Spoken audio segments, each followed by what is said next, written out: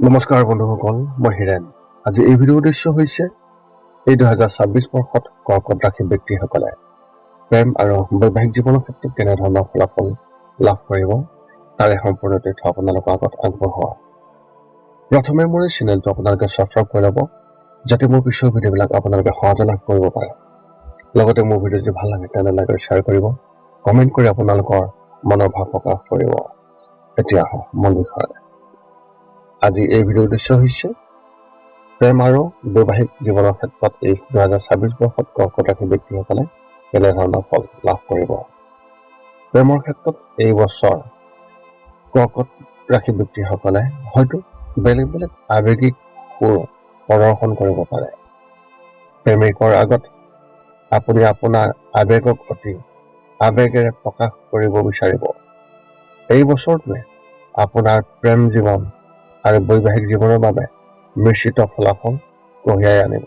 অৰ্থাৎ কেতিয়াবা ৰোমাঞ্চ হ'ব আৰু কেতিয়াবা আপোনাৰ সংগীক শান্ত কৰাৰ চেষ্টাত সময় খৰচ হ'ব। বছৰ প্ৰথমাৰ্ধ কিছু স্বাভাৱিক হ'ব, কিন্তু দ্বিতীয়াৰ্ধ আপোনাৰ বাবে অতি শুভ আৰু উপকাৰী বুলি প্ৰমাণিত হ'ব।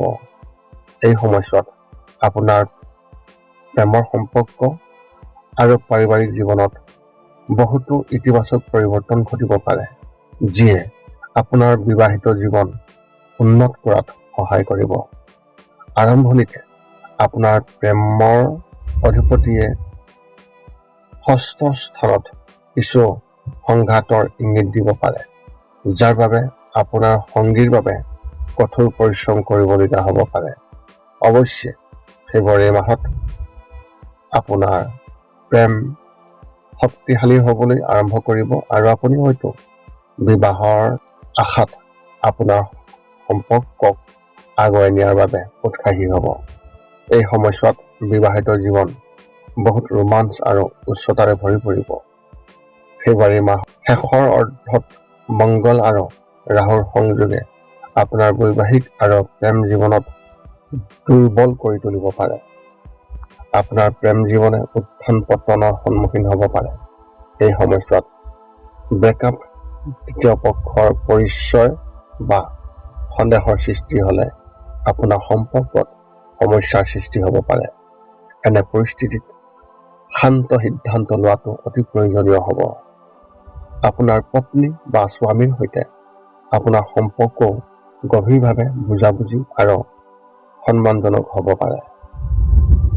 কোনো ধৰণৰ মতানৈক্যৰ পৰা হাত সাৰিবলৈ ইজনে সিজনৰ অনুভৱক সন্মান কৰিব লাগিব আৰু যোগাযোগৰ জৰিয়তে সকলো সমস্যা সমাধান কৰিব লাগিব।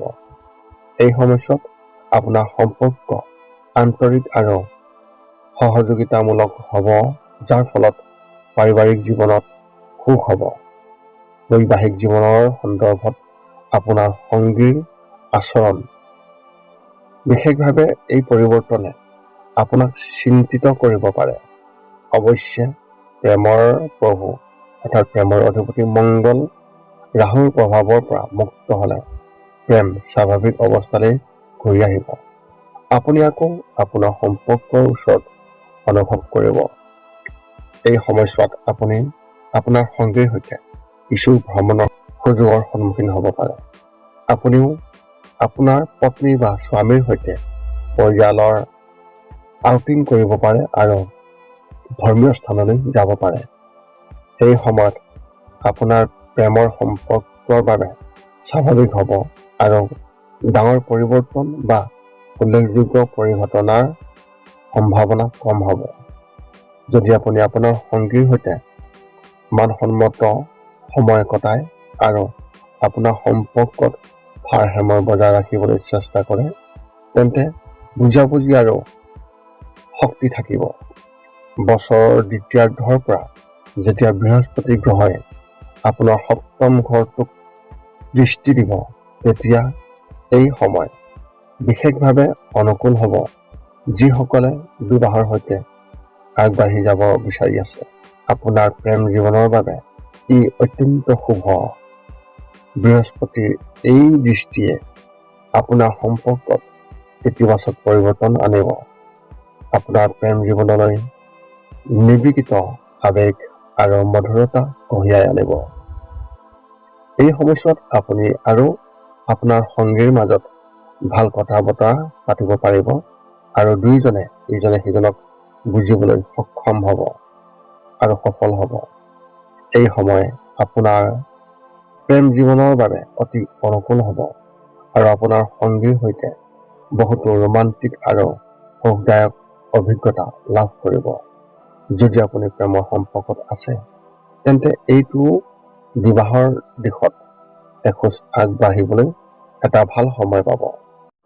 বছৰৰ এই সময়ছোৱা বিবাহৰ দৃষ্টিকোণৰ পৰা ইতিবাচক হ'ব।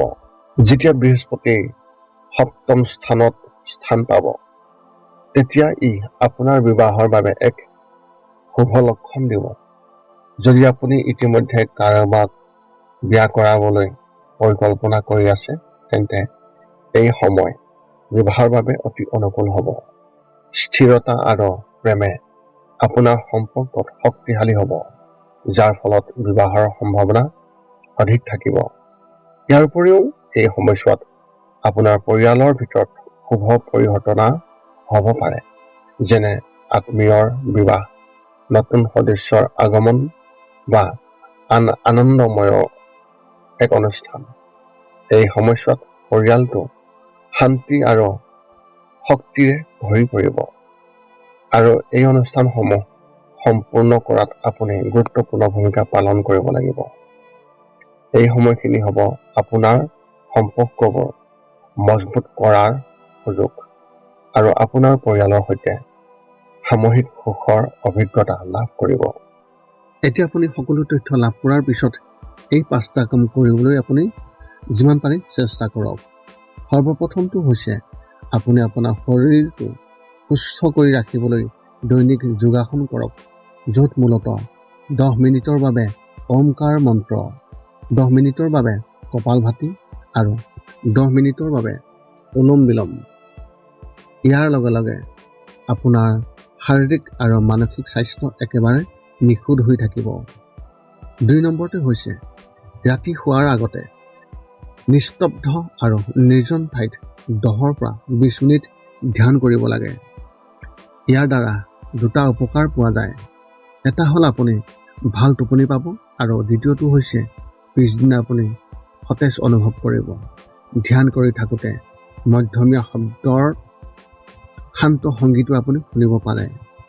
3 নম্বৰটো হৈছে প্ৰতি মংগলবাৰে পুৱা নিশ্চয় হনুমান চালিচা পাঠ কৰক আৰু হনুমান মন্দিৰ দৰ্শন কৰক, নতুবা আপুনি বিষ্ণু মন্দিৰ দৰ্শন কৰক। ইয়াৰ দ্বাৰা আপোনাৰ আৰু আপোনাৰ পৰিয়ালৰ যিকোনো সদস্যৰ সংকট দূৰ হ'ব আৰু সদায় সুখ আৰু শান্তি থাকিব। 4 নম্বৰটো হৈছে ঘৰৰ বাহিৰত গৰু আৰু কুকুৰক প্ৰতিদিনে আপুনি পাৰিলে খাদ্য খুৱাব লাগে। খাদ্য খুৱাওক আৰু যদি পাৰে চৰাই চিৰিকটি আদিকো খাদ্য আৰু পানীৰ যোগান ধৰক। এই পৃথিৱীখন যিমান আমাৰ সিমানেই সিহঁতৰ। নিতৌ ইহঁতক খুৱাই আমি তেওঁলোকৰ পৰা এক আশীৰ্বাদ লাভ কৰিব পাৰোঁ আৰু আমাৰ ওপৰত থকা গ্ৰহবোৰৰ কুপ্ৰভাৱ দূৰ হ'ব। সদশেষত 5 নম্বৰটো হৈছে আপুনি পাৰিলে মাজে মাজে চৌপাশৰ দুখীয়া ব্যক্তিসকলক আপুনি পাৰিলে সহায় কৰক আৰু ভোকাতুৰ ব্যক্তিসকলক আপুনি পাৰিলে খুৱাবলৈ চেষ্টা কৰক। যদি আপোনাৰ মনত এতিয়া জ্যোতিষ সম্বন্ধীয় কিবা প্ৰশ্ন আছে তেন্তে আপুনি আমাক এই ভিডিঅ'টো কমেণ্ট কৰি আপোনাৰ প্ৰশ্ন অৱগত কৰক আৰু আমি আপোনালোকক সেই প্ৰশ্নৰ উত্তৰ দিবলৈ আমি সকলো সময়তে সাজু আছোঁ। এই আছিল এই 2026 বৰ্ষত কৰ্কট ৰাশি ব্যক্তিসকলে তেওঁলোকৰ প্ৰেম আৰু বৈবাহিক জীৱনৰ ক্ষেত্ৰত কেনেধৰণৰ ফলাফল লাভ কৰিব তাৰ এই সম্পূৰ্ণ তথ্য। যদি মোৰ ভিডিঅ' ভাল লাগিল তেন্তে লাইক, শ্বেয়াৰ, কমেণ্ট কৰিব আৰু চেনেলটো ছাবস্ক্ৰাইব কৰি দিব যাতে পুনৰ অন্য এটা ভিডিঅ'ৰ জৰিয়তে আপোনালোকৰ লগত সম্পৰ্ক ৰাখিব পাৰোঁ। পুনৰ লগ পাম অন্য এটা ভিডিঅ'ত। আজিলৈ ধন্যবাদ।